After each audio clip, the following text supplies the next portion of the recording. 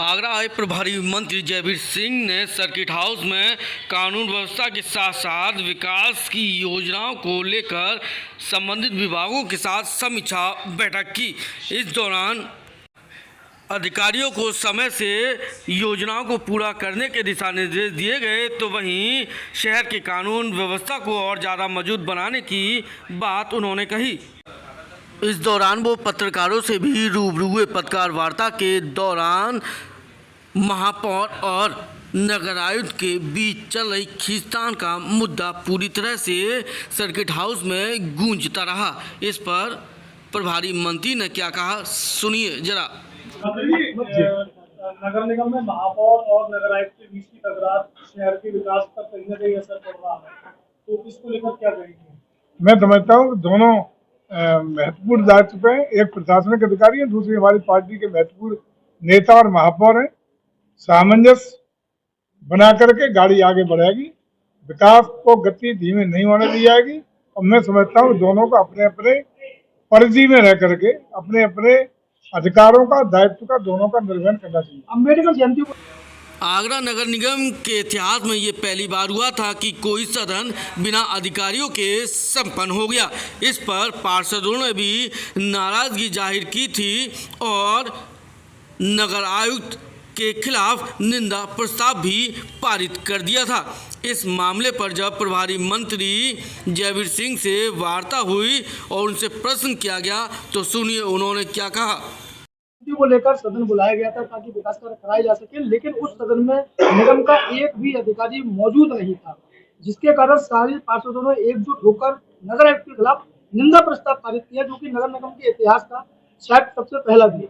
इसको किस तरह से देखते हैं कि अभी तक मेरे संज्ञान में आज की बैठक में कोई ऐसा विषय माननीय जनप्रतिनिधियों के द्वारा लाया नहीं गया। और चूंकि महापौर जी आज की बैठक में मेयर साहब यहाँ गैर हाजिर हैं, कहीं अपनी व्यस्तता रही होगी और कार्यक्रम रही होगी, है नहीं, तो ये विषय चूंकि सामने आया नहीं है। अगर ऐसा विषय कोई सामने आता या आएगा तो उस पर यथोचित कदम उठाने का, सक्षम स्तर पर अवगत कराने का काम किया जाएगा।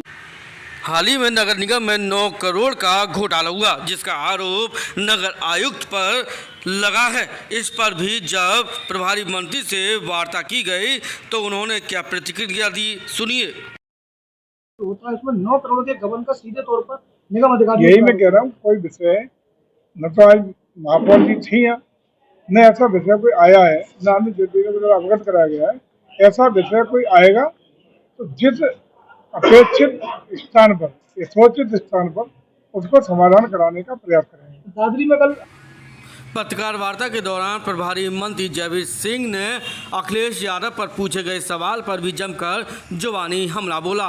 उनकी हाल ही में हुई रैली पर जब उनसे सवाल पूछा गया क्या चुनाव की तैयारी वो कर रहे हैं, इस पर प्रभारी मंत्री ने क्या कहा। उन्होंने कहा कि जो प्रदेश अपराधियों का प्रदेश था, दंगों का प्रदेश था, आज वह उन्नति की ओर अग्रसर हो रहा है। 9 सालों में यहाँ उन्नति हुई है। अखिलेश यादव ने एक बड़ी रैली की है और चुनाव की संक्रांत उन्होंने किया है, किस तरह से देखते हैं उनकी रैली को?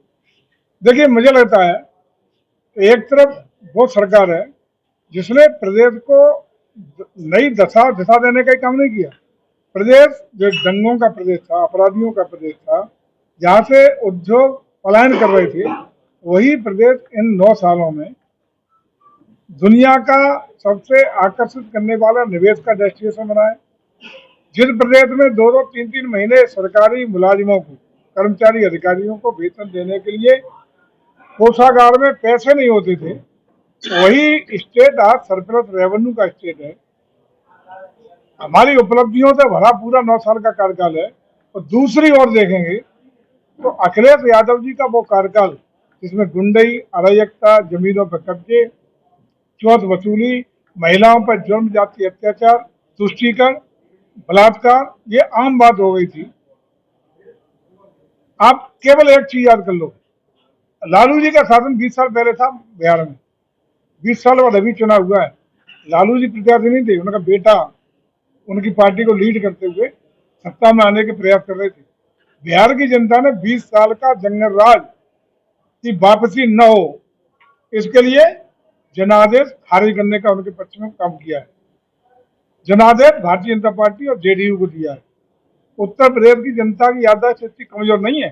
अभी 9 साल हुए, 20 साल तो कम से कम बिहार से तो बराबर होगी मुझे लगता है। एक बिहार से भी अच्छी याददाश्त है। तो जब तक 12 से 17 तक की अखिलेश जी के उस अराजकतापूर्ण कार्यकाल की याददाश्त रहेगी, तब तक उत्तर प्रदेश की जनता अखिलेश जी को बागडोर देने वाली नहीं।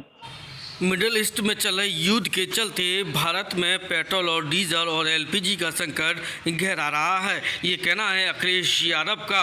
अखिलेश यादव के इस बयान पर प्रभारी मंत्री ने पलटवार किया है। उन्होंने कहा कि गैस और तेल की किसी तरह से कमी नहीं है और आर्थिक बोझ ना पड़े, इसके लिए सरकार ने एक्साइज ड्यूटी घटाई है। अखिलेश यादव ने साफ तौर पर कहा है कि नोटबंदी में पहले लोगों को लाइन में लगाया, फिर ऑक्सीजन के लिए लगाया, और अब जो है गैस और पेट्रोल के लिए लाइन में लोगों को लगाया जा रहा है। सरकार का फेलियर है। देखिए, आज भी आप महसूस करेंगे ये वैश्विक समस्या है। पूरा विश्व अनिश्चितता के दौर से गुजर रहा है, युद्ध के दौर से गुजर रहा है। कुछ प्रत्यक्ष युद्ध में और कुछ अप्रत्यक्ष युद्ध में प्रभावित है। लेकिन अगल बगल के सारे देशों की ओर आप नजर कर लें, वैश्विक जो हालात है, सबसे अच्छी हालात, चाहे गैस की आपूर्ति हो, पेट्रोल की आपूर्ति हो, डीजल के हो, चाहे रेट की बात करेंगे, सरकार ने एक्साइज घटा के खुद बियर किया है, जनता पर भार नहीं पड़ने दिया। सबसे अच्छी आपूर्ति दूसरे अन्य मुल्कों में राशनिंग हो रही है, इमरजेंसी में है। आज उसी दर पर हम समुचित रूप से चाहे डीजल हो, पेट्रोल हो, गैस की आपूर्ति हो, सुनिश्चित करने का काम कर रहे हैं। इसका मतलब हमारी सफल कूटनीति के कारण, सफल नेतृत्व के, सक्षम नेतृत्व के कारण ही सबसे कम प्रभावित देशों में भारत है। ये हमके लिए गौरवपूर्ण क्षण है और पूरा देश और दुनिया इस बात को महसूस नहीं करता। आपने एक्साइज घटाने की बात कही, उन्होंने तेल कंपनियों पर सारा छोड़ दिया है, कि जबकि दूसरी तरफ पेट्रोल कुछ जो प्राइवेट वाले हैं जैसे नायरा है उसमें 5 रुपए बढ़ा दिए, तो जनता को तो लाभ नहीं मिला, कंपनियों को उसका लाभ मिला जो घटा। नहीं, बहुत गलत आप उसको वो कर रहे हैं। 10 रुपया प्रति लीटर एक्साइज हमने खत्म करके जो उन्हें रेट बढ़ाना चाहिए था वो रोकने का काम किया। बीच का क्वेश्चन देने का हमने काम किया है कि हम जो घाटा कंपनी हो रहा है उसमें 10 रुपया प्रति लीटर सरकार उन कंपनियों को दे रही है, ताकि जनता को कोई अतिरिक्त भार और कीमत न चुकानी पड़े। जिनने बढ़ाया तो सीधा जनता के लिए, जिनने बढ़ाया प्राइवेट है। सरकारी क्षेत्र की जो सार्वजनिक कंपनियां हैं, Indian oil, Hindustan petroleum, Bharat petroleum, न रेट बढ़ा है और न कोई डीजल और पेट्रोल की कमी है। क्यों, आप लीजिए आराम से, कहीं कोई कमी नहीं है और न कभी होने देंगे।